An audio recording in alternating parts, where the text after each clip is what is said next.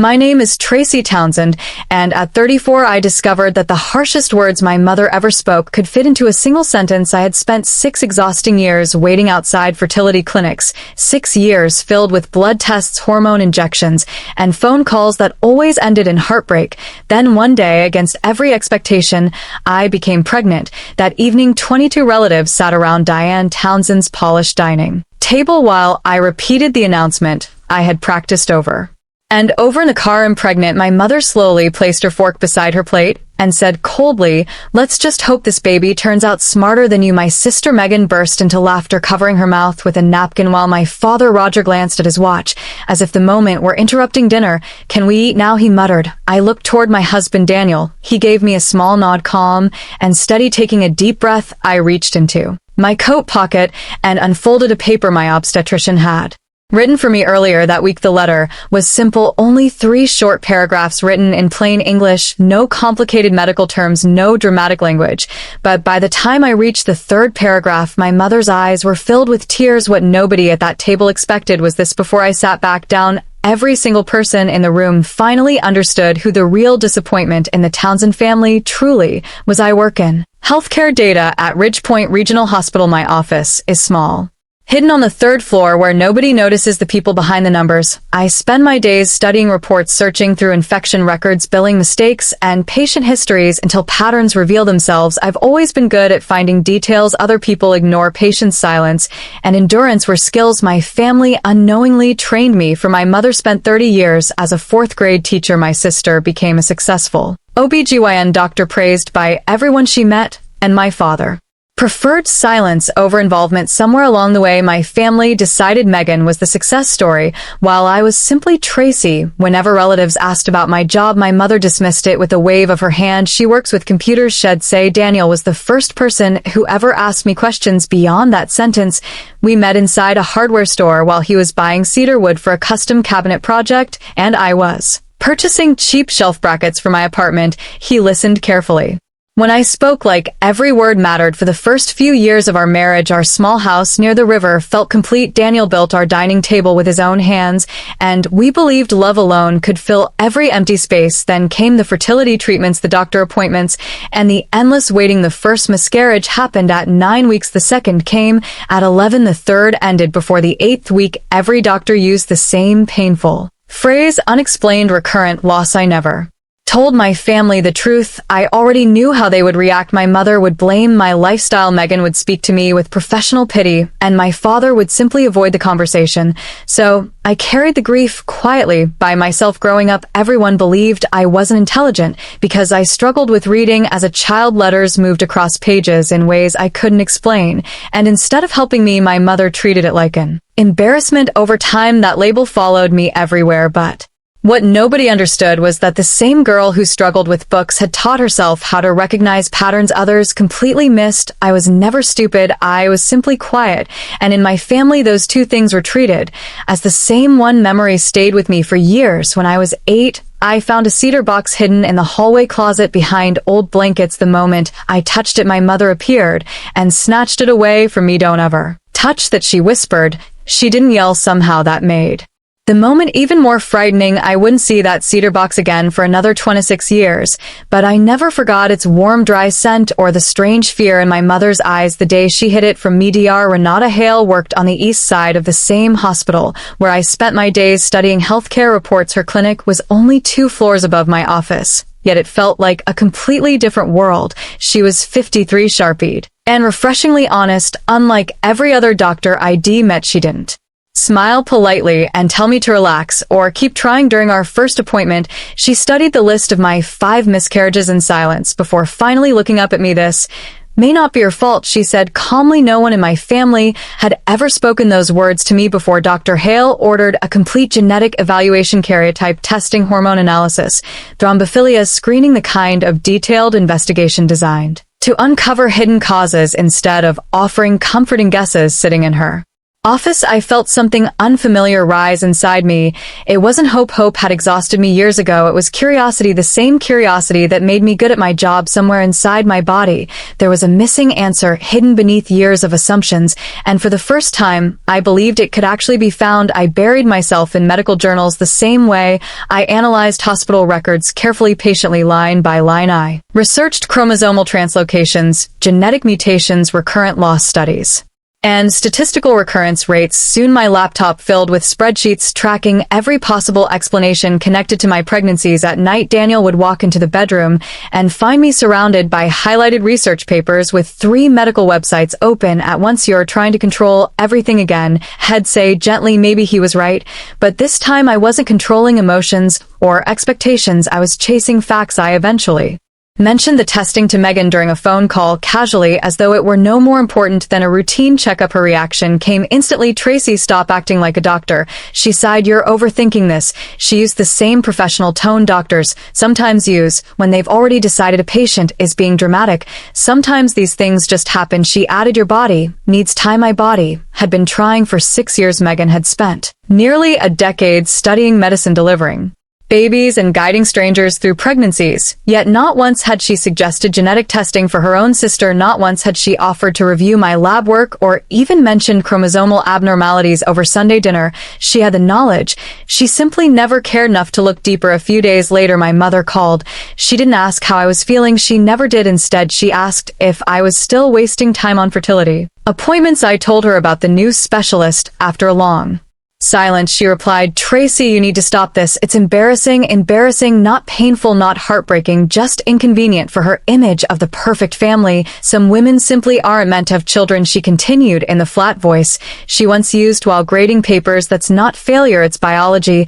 I nearly laughed at the irony. My mother spoke about biology as though she understood it, yet she couldn't even say the word miscarriage out loud. I wanted to tell her that biology was exactly what I was investigating. I wanted to explain that a doctor finally believed there was a real reason behind my losses, but instead I quietly said I'll think about it. Before ending the call that evening, Daniel placed a cup of tea beside me without saying a word. He had overheard enough to understand. Later that night, lying awake in bed, I counted the number of times my mother had sincerely asked about my health during my entire adult life. The answer was 4. 3 questions had been about minor illnesses. 1 had been about a suspicious mole on my shoulder. None were about the 6 years I spent trying to become a mother. A week later, Dr. Hale called me back into her office.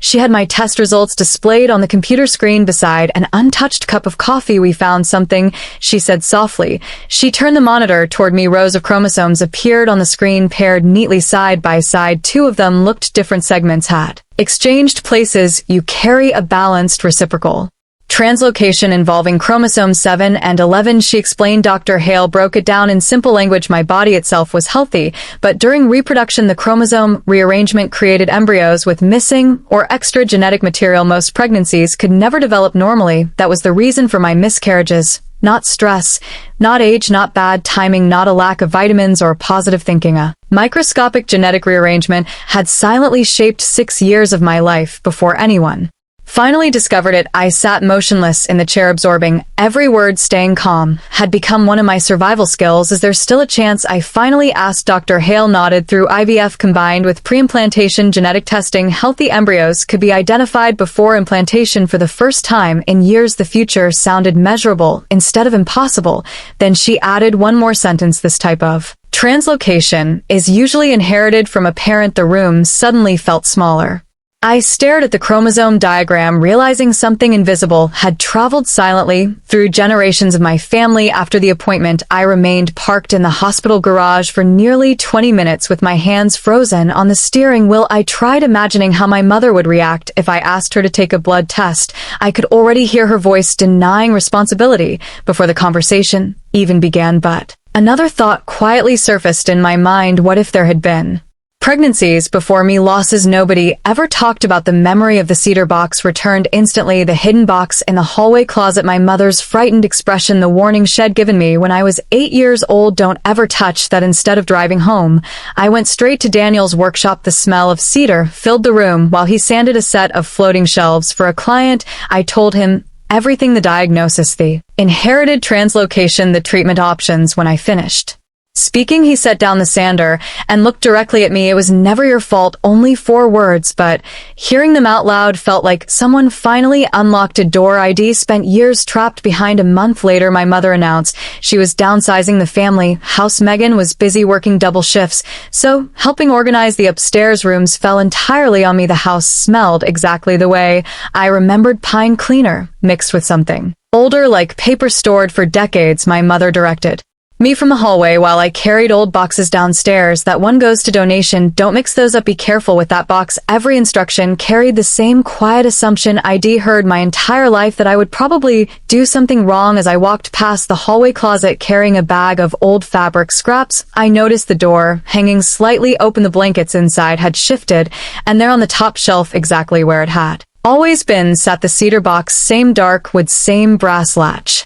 Same warm cedar scent drifting into the hallway. I could hear my mother running water in the kitchen downstairs. For a moment, I was 8 years old again, except this time, there was nobody standing behind me to stop me. Slowly, I lifted the box from the shelf and opened it. Inside rested a tiny pale yellow knitted hat, small enough to fit in my palm. The soft yarn was slightly worn with age, as though someone had once held it many times before. Carefully placing it away forever inside the cedar box was more than a memory. It was proof that my family had been hiding grief for decades. Beneath the tiny knitted hat rested a faded hospital bracelet, its plastic yellowed with age, but still readable: Townsend, baby boy, November 3rd, 1991. Underneath it lay a small footprint card with tiny ink prints no bigger than my thumb. Written carefully in blue pen was a single name: Caleb Townsend. I stared at the card for several seconds before the meaning finally settled into place. Caleb was my brother, a baby who had lived long enough to be named, measured, and held before he died. My mother had never spoken about him, not once, not during holidays, not during family dinners, not during the countless evenings where she acted as though our family history contained nothing painful worth mentioning. I carefully placed the bracelet and hat back into the box, holding the footprint card a little longer before finally returning it to. Then I closed the lid and slid the box back behind the blankets, exactly where I had found it. I didn't confront my mother. I didn't ask questions. I simply helped carry more boxes downstairs, loaded the car, and drove home in silence. But my mind was already connecting the pieces. If my mother had lost pregnancies before I was born, and if I carried an inherited chromosomal translocation linked to pregnancy loss, then what had really happened inside our family all those years ago? The next day, I visited my Aunt Linda. She was my mother's younger sister, and the only person in the family who ever listened without judgment. Her kitchen smelled like coffee and banana bread, and when I asked about Caleb, she slowly lowered her mug onto the table like she was handling something fragile. "You found the box," she said quietly. I nodded. Linda looked away for a moment before speaking again. "Caleb was born almost full term. The doctors blamed the cord, but your mother never fully believed that explanation. Then she told me something even heavier. There were others before him, two, maybe 3 pregnancies before Megan." I sat frozen, letting the information settle around me. Multiple miscarriages. Then Megan survived, then Caleb died, then years later, I was born carrying the same hidden genetic condition. My mother had spent decades pretending none of it existed. She never grieved properly, Linda explained softly. So instead she buried it, and eventually she buried it inside you. The words hurt because they sounded true. My mother had built an entire personality around control and perfection because grief terrified her. Megan became the successful child, the proof that something in her life had worked correctly. I became the daughter she constantly criticized, the reminder that some things couldn't be controlled. When I returned home, I opened my laptop and stared again at the chromosome diagram Dr. Hale had shown me. The answer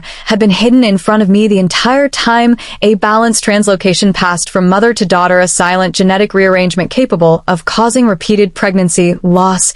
My mother likely carried the same condition. Suddenly, every part of the timeline made sense: the miscarriages in the late 1980s, Caleb's death in 1991, my own 6 years of infertility and loss. It all followed the exact pattern Dr. Hale described, and somehow, despite living through her own tragedies, my mother had never once shown me compassion.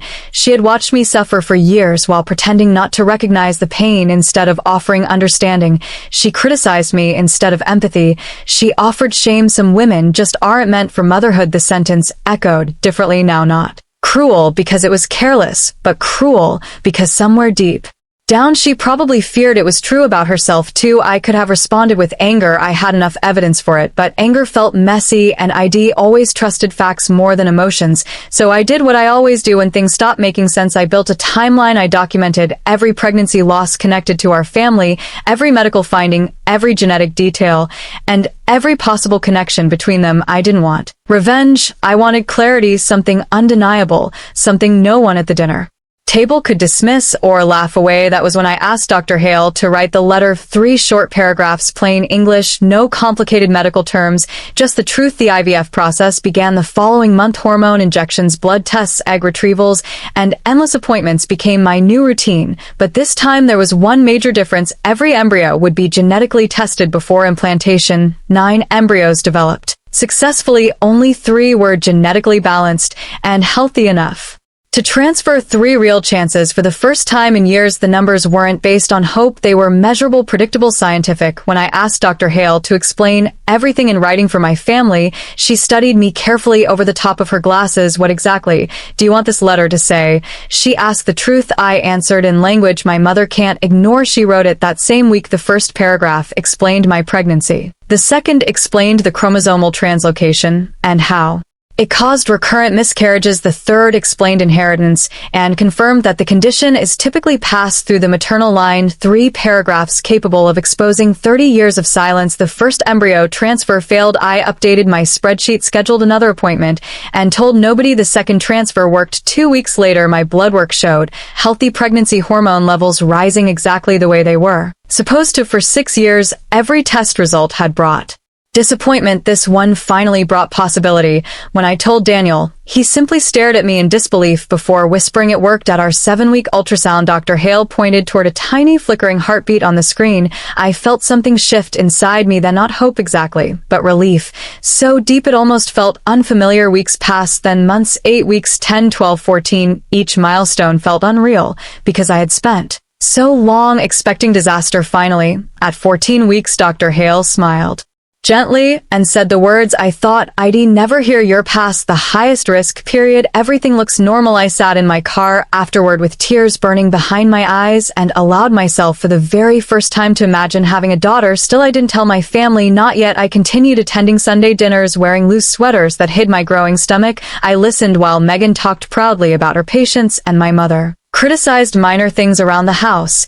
And through all of it, I carried a healthy little girl. They knew nothing about it. 20 weeks, the anatomy scan confirmed everything was progressing perfectly. I watched my daughter's tiny spine appear on the screen, each vertebra lined up carefully, like pearls on a necklace. For the first time in years, my body was no longer fighting against itself. It was finally creating life the way it had always been meant to. 26 weeks pregnant, I made myself a promise. My daughter would never sit at a family table feeling invisible the way I had for most of my life. She would never learn to measure her worth through someone else's disappointment. I carried the ultrasound photo everywhere with me, tucked safely behind my insurance card inside my wallet. Sometimes during work, I'd open it for a few seconds just to remind myself that this was real. A tiny heartbeat, a healthy spine, a future finally moving forward instead of ending abruptly in silence. At Sunday dinner, my mother noticed the changes in my body before anyone else did. Diane had spent decades examining people with the sharp attention of a woman who believed flaws could always be corrected if caught early. Enough, you've put on weight, she commented casually while passing the pasta bowl. I smiled and shrugged. Too much pasta lately. Megan looked at me, then only for a second, but something in her expression shifted. It wasn't suspicion exactly. It looked more like recognition, as though she saw exhaustion in me that mirrored something hidden inside herself. She quickly looked away. A few nights later, she called me after 10 o'clock. Megan never called late unless our mother had sent her to deliver some message. But this time her voice sounded strained and fragile. Are you busy? She asked quietly. No. There was a long silence before she finally admitted Greg and I are having problems. Greg was her husband, an orthopedic surgeon with polished manners, expensive suits, and exactly the kind of reputation my mother admired from the outside. They looked perfect together. What kind of problems? I asked carefully. The kind I don't want discussed at Mom's dinner table, she replied. She didn't explain further. She didn't need I recognized the sound in her voice immediately. It was the sound of someone holding themselves together out of habit while quietly falling apart underneath. For the first time in decades, Megan wasn't calling as the successful older sister. She was calling as another woman carrying pain she didn't know how to say out loud. And strangely, I didn't feel victorious. I only felt sad for both of us. "I'm sorry, Megan," I told her honestly. She let out a weak laugh that sounded dangerously close to crying. "Don't tell Mom I won." After we hung up, I sat quietly on the couch and placed my hand against my stomach. A second later, I felt the first movement from my daughter, tiny and soft like a feather brushing against water. Megan was beginning to unravel privately, while I was finally beginning to heal. 3 weeks later, my mother hosted a large dinner celebration for her retirement and Megan's promotion at the medical practice, a double celebration which felt appropriate, because in our family, Diane and Megan had always been treated like a matched set of accomplishments. I was simply the extra chair at the table that night. However, I planned to change something, not because I wanted attention. I had spent my entire life avoiding it, but humiliation had always happened publicly in my family during holidays, dinners, birthdays, and gatherings where relatives quietly watched while my mother reduced me to a joke. If the story about me had been created at the dinner table, then the truth deserved to be spoken there. The morning of the dinner, I stood in front of the bathroom mirror, buttoning my coat over my visible stomach. 26 weeks was too far along to hide forever. Inside my coat pocket rested Dr. Hale's letter, folded carefully into thirds. I had carried that letter for weeks. Without rereading it, I already knew every sentence by heart. Daniel watched me from the doorway while adjusting the sleeves of his jacket. "You're sure about this?" he asked. Gently. "Yes. What do you need from me? When I look at you, I said, just nod." He understood immediately. My mother's house smelled exactly the same as it always had: roast dinner, pine cleaner, and underneath everything the faint scent of cedar drifting from the hallway closet upstairs, the same closet where Caleb's box remained hidden. 22 people crowded around the dining room table. That evening, my mother used her finest china with gold trim and cloth napkins folded perfectly beside each plate. Every seat had been carefully arranged. Mine was placed between Uncle Paul and one of Diane's retired co-workers, which told me everything I needed to know about my rank in the family hierarchy. Daniel sat across from me, wearing his best jacket, the one reserved for weddings and funerals. The evening followed its usual pattern. Diane spoke proudly about her 31 years of teaching, while relatives complimented Megan's medical career. Roger quietly refilled wine glasses without contributing much conversation. I sat silently listening to everyone celebrate the people my mother considered successful. The hallway closet stood only a few feet away. Behind the blankets rested Caleb's footprint card and decades of hidden grief. At exactly 8:15, Diane tapped her glass with a spoon. The room fell silent. "I want to thank everyone for coming tonight," she announced proudly. "After 31 years, I'm finally retiring from teaching." Polite applause followed. Then she turned toward Megan with a smile. "I had spent my entire life trying unsuccessfully to earn, and to my daughter Megan, who officially made partner at Ridgeline Women's Health, we always knew you'd accomplish great things." Everyone raised their glasses. I watched quietly from my chair. Same table, same script, same family roles repeating themselves exactly as they always had, except this time I carried something none of them expected across the table. Daniel looked at me calmly. Then he gave me the nod. I inhaled slowly, set my napkin beside my plate, and stood up. 22 faces turned toward me. "I'm pregnant," I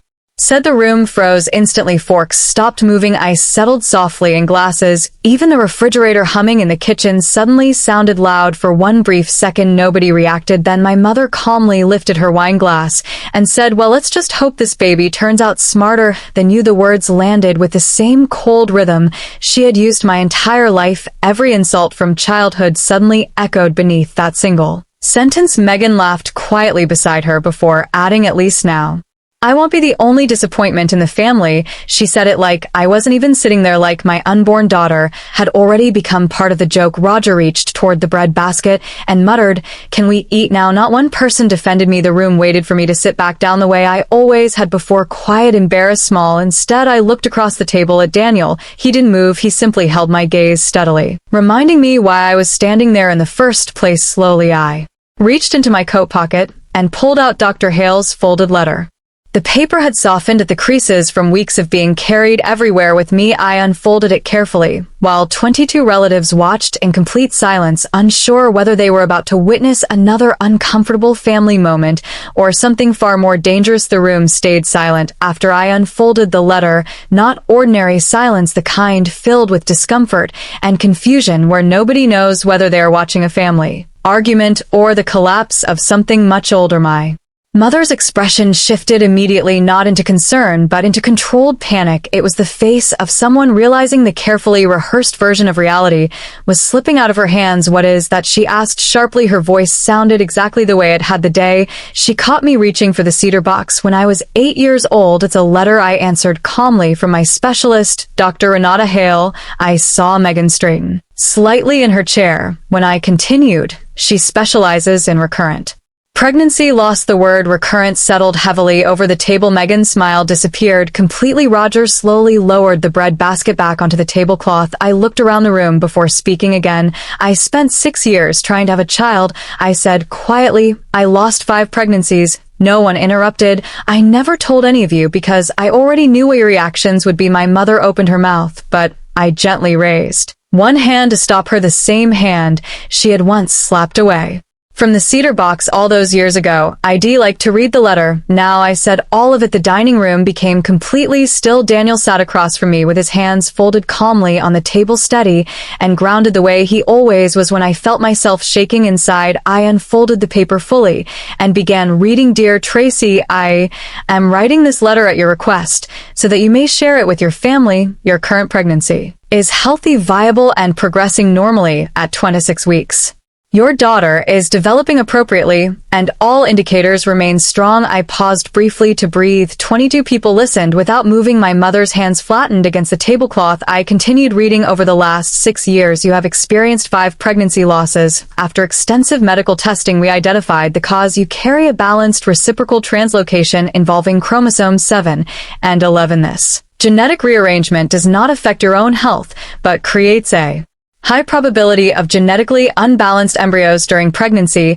I heard someone quietly inhale across the table. "This condition is not caused by stress, lifestyle choices, diet, age, or personal failure. It is a documented, inherited medical condition present since birth." The room felt smaller with every sentence. Then I read the final paragraph. "This type of chromosomal translocation is inherited from parent to child, based on the documented pregnancy history within the maternal side of the family. Clinical evidence strongly suggests this condition was inherited from the patient's mother." I lowered the letter. No one spoke. The truth sat in the center of the dining room, like something physical, impossible to ignore. For the first time in my life, I watched my mother lose control of the story. Her face changed slowly. The usual sharpness disappeared, replaced by something frightened and deeply wounded. Her lips parted, but no sound came out at first. Then tears filled her eyes, real tears, not polite tears for public occasions or carefully managed emotion. These came from somewhere buried for decades. By the time she tried to speak again, she was crying openly. "You don't understand," she whispered. I lost. Her voice broke apart before she could finish. "Caleb's name."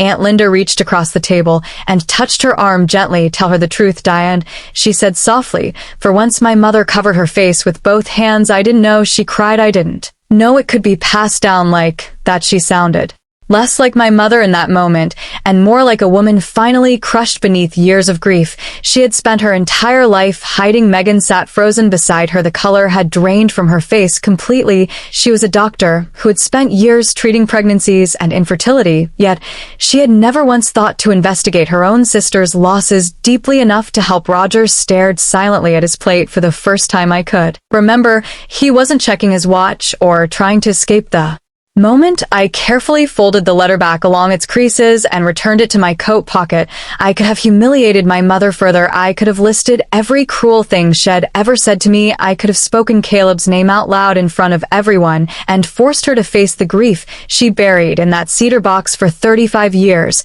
But cruelty had always belonged to them, not to me. My mother continued crying quietly while the rest of the family sat stunned, watching decades of assumptions Collapse in real time. Finally, I looked directly at her and spoke in the calm voice I use when reading facts that cannot be argued with. My daughter doesn't need to be perfect. I said she doesn't need to be smarter than anyone else. She just needs to be loved. Then I placed my napkin beside my plate. Daniel immediately stood and walked around the table toward me. Without saying a word, he rested his hand gently against my back and guided me toward the front door behind us. Someone, maybe Linda, said something softly, but I couldn't hear it clearly. Then my mother called my name. I stopped for half a second after hearing it, but I didn't turn around, not because I hated her, not because I wanted revenge, but because everything important had already been said. The rest belonged to her now. Daniel opened the car door for me, and we drove home in silence, while I rested my hand against my stomach, feeling my daughter move quietly beneath my palm. 3 weeks passed before anyone contacted me. The first call